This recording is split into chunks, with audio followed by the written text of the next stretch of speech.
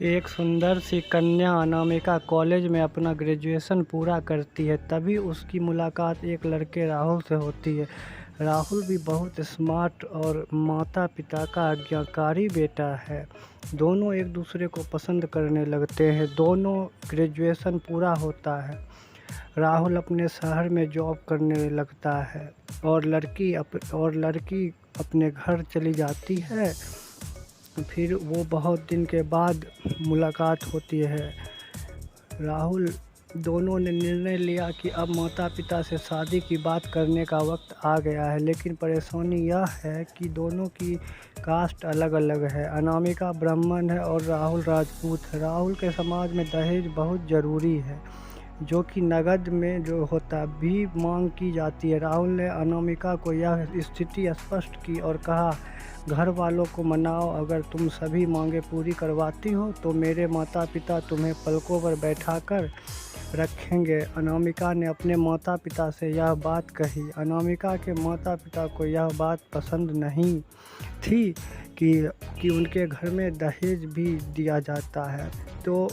पर अनामिका की जिद थी कि अगर मुझे दहेज दोगे तो मेरी इज्जत बढ़ेगी। अनामिका के माता पिता सक्षम भी थे। बिना मांगे अनामिका को बहुत कुछ दे सकते थे, पर उन्होंने इस तरह दहेज की मांग करने वाले लोग पसंद नहीं आ रहे थे। लेकिन माता पिता अनामिका की खुशी चाहते थे। इसीलिए उन्होंने यह डर था कि कहीं उनकी बेटी ये ना सोचे कि वे अपनी बेटी को कुछ देना नहीं चाहते। इसलिए उन्होंने सभी शर्तें मान ली थी। शादी में राहुल को कार, फर्नीचर के साथ 50 लाख नकद दिए गए। साथ ही अनामिका को गहने भी दिए गए और सभी रिश्तेदारों को गिफ्ट और कपड़े भी दिए गए। शादी बहुत धूमधाम से की गई। कोई कमी नहीं छोड़ी गई शादी में।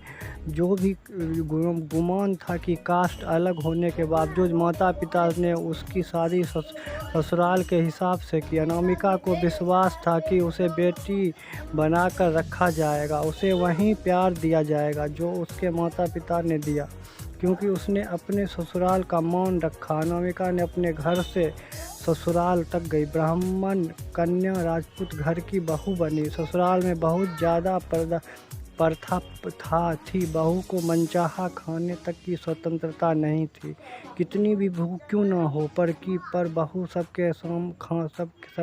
सबके खाने के बाद ही खाएगी। यहाँ तक कि उसे घर के पुरुष के सामने बैठने तक की इजाज़त नहीं दी गई थी।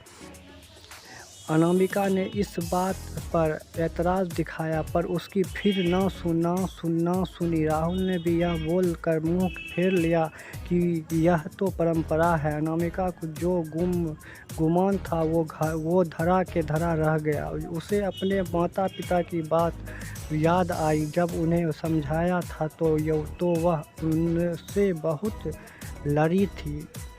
बात करने का फैसला किया। अनामिका ने अपने सास ससुर और पति से बात की, लेकिन उन्होंने नहीं सुनी और उसे बहुत बेरहमी से पीटा गया। अनामिका ने कभी ऐसा व्यवहार नहीं देखा था।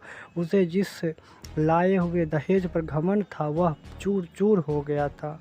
अनामिका के माता पिता से तब बात करने का फैसला किया रही थी और इसी कसमकस में एक दिन अनामिका ने अपने आप को ख़त्म कर दिया। माता पिता को जब यह पता चला तो उन्हें अपनी गलती का एहसास हुआ कि वक्त रहते समझाया होता तो बेटी साथ होती। जो लोग दहेज पर बेटे की शादी करते हैं उनकी सोच हर तरह से छोटी होती है। जो बेटे को नीलाम कर सकते हैं, किसी और की बेटी को कैसे अपनी बेटी बना सकते थे। दहेज कभी खुशियों की चाबी नहीं बन सकता।